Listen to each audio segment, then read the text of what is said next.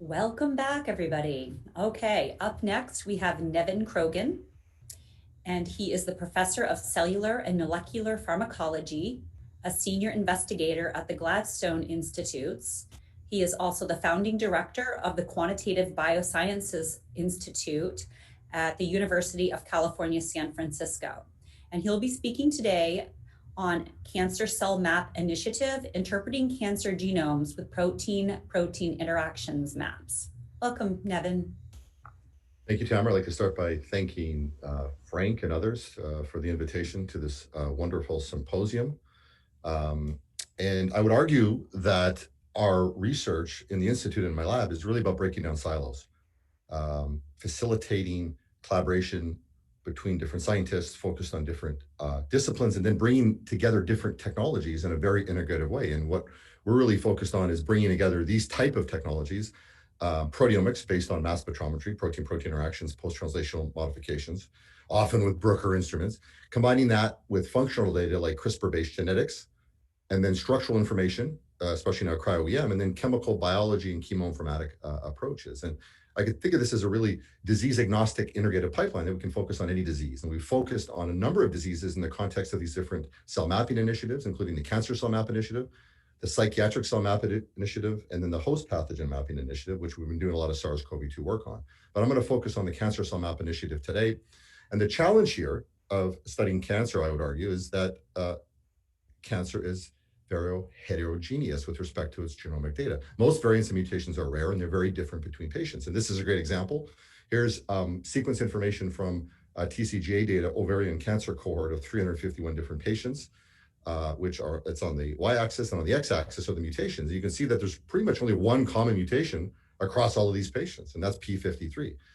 And you see the smattering of other mutations. The question is there any connection between these? Or these kind of look like different diseases, right? And the idea here, when sequencing was initially being carried out back 20 years ago, is that most diseases we thought were going to be monogenic. Unfortunately, it's the opposite. Most diseases are multigenic, and many of the mutations fall below statistical significance when you look at them in isolation, like these ones here. So what's the vision here? Well, the vision is to use network-based approaches to help make sense of the genomic data. So if each one of these peaks corresponds to a different gene or a protein, if those genes or proteins are connected in a network, this network would make this genomic data much more interpretable. What kind of data are we talking about? Well, protein-protein interaction data, genetic interaction data. And the argument here is we don't need a Manhattan plot of individual genes or genomic loci. We need one of networks. And then you'd say, this network, this becomes statistically significant. And this is the one we should focus on. And this is the one that has potential novel therapeutic value. And just to go a little bit deeper into this with respect to protein-protein interactions. So say if you have one protein that's very highly mutated here in a cancer, say this could be P53, for example, and this is how it behaves on a Manhattan plot, and this results in cancer.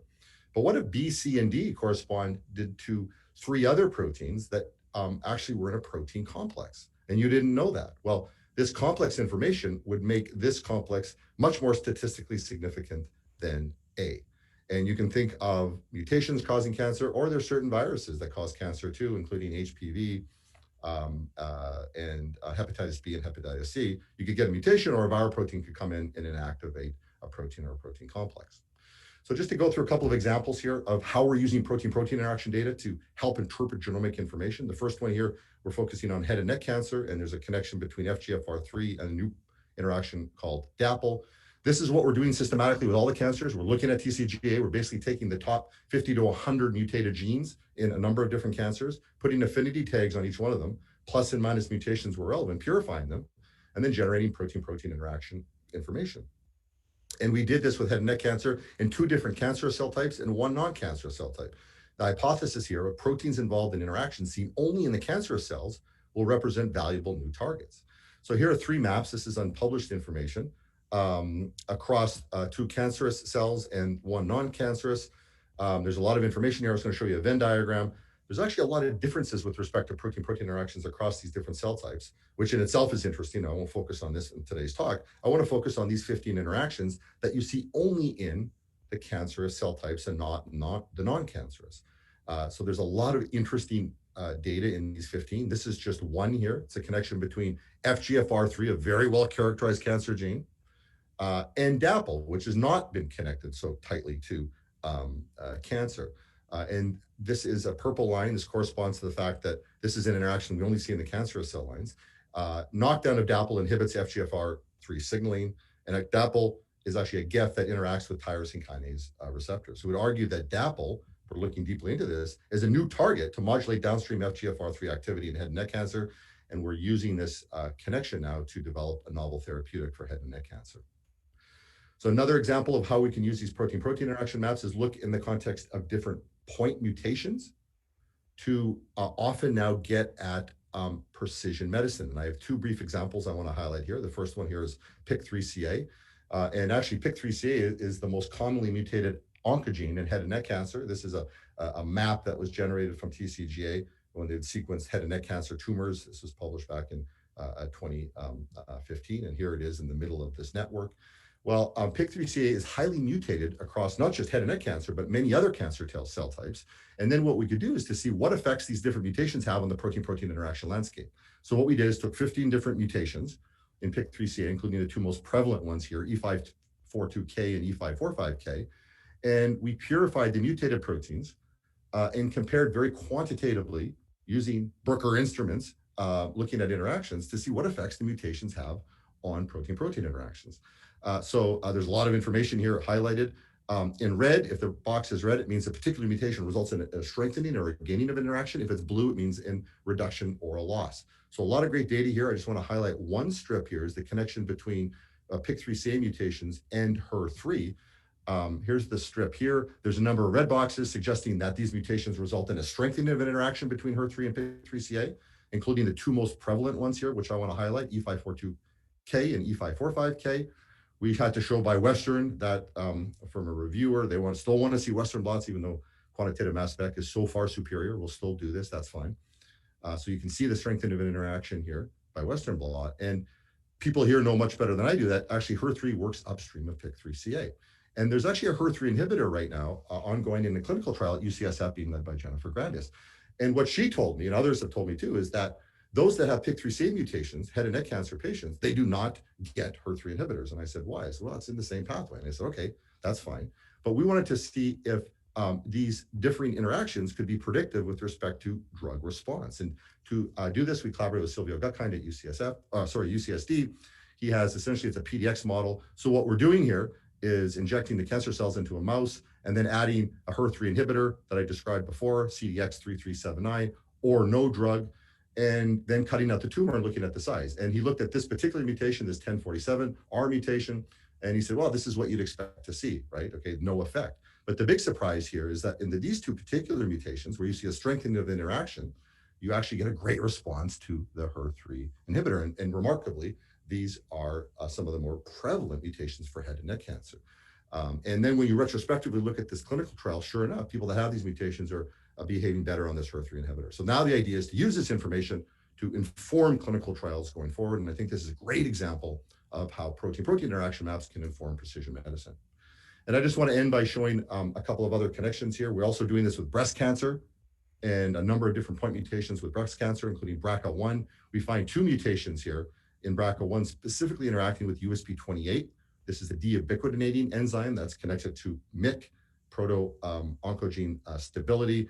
And we've characterized this particular protein a little bit more deeply. And we think this is a great target for future therapeutic intervention. And this is just to show you that we can also look at point mutations to get insight into new targets with respect to cancer therapies, just like we could go across different cell lines, like I showed you with DAPL and FGFR3.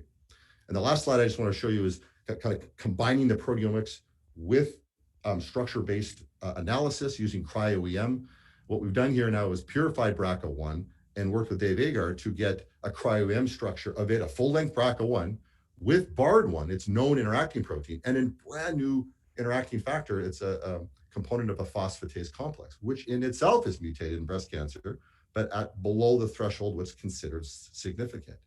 So what we're doing is purifying these complexes, looking at them by mass spec, and also doing cryo-EM. There's no structure of a full-length BRCA1, let alone of it in a complex, and BRCA1 is involved in DNA repair and ubiquitination regulation. And these holes here at the end is where we think DNA is going through, or ubiquitin, and or ubiquitin. And now what we're doing is studying this complex in the presence of different point mutations and to get insight into what's happening with respect to those mutations in the context of cancer.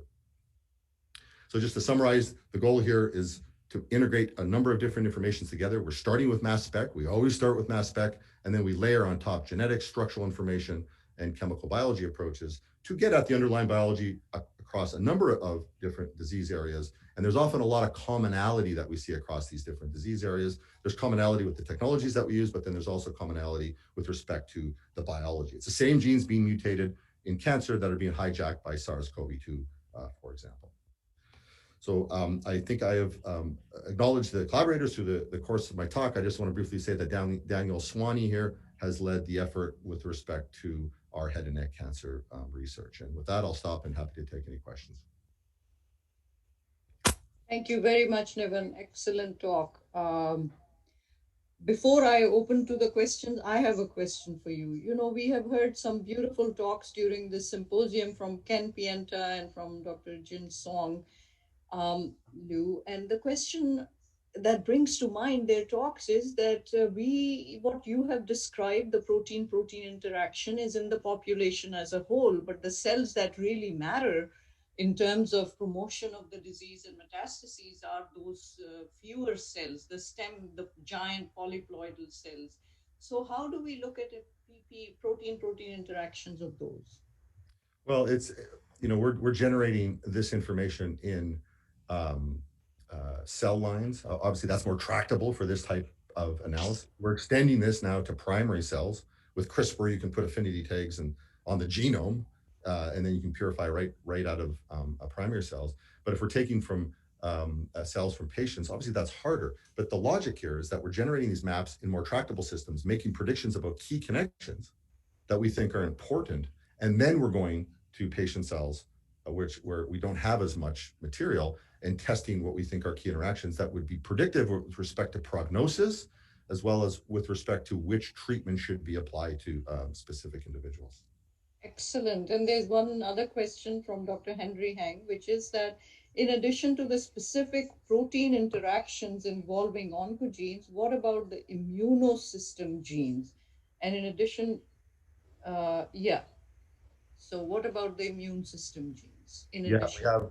I think that's a great thing. We're actually we've got a program set up here now to focus on the set of genes that are known to or thought to modulate the immune system, and we're doing this collaboration with the Cancer Center here at UCSF and a number of different cell types. So, I mean, this is the beauty of the system and the pipeline.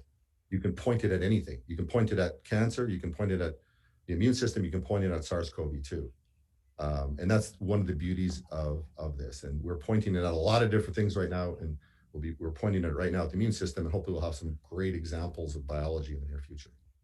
Super. Thank you so much, Niven.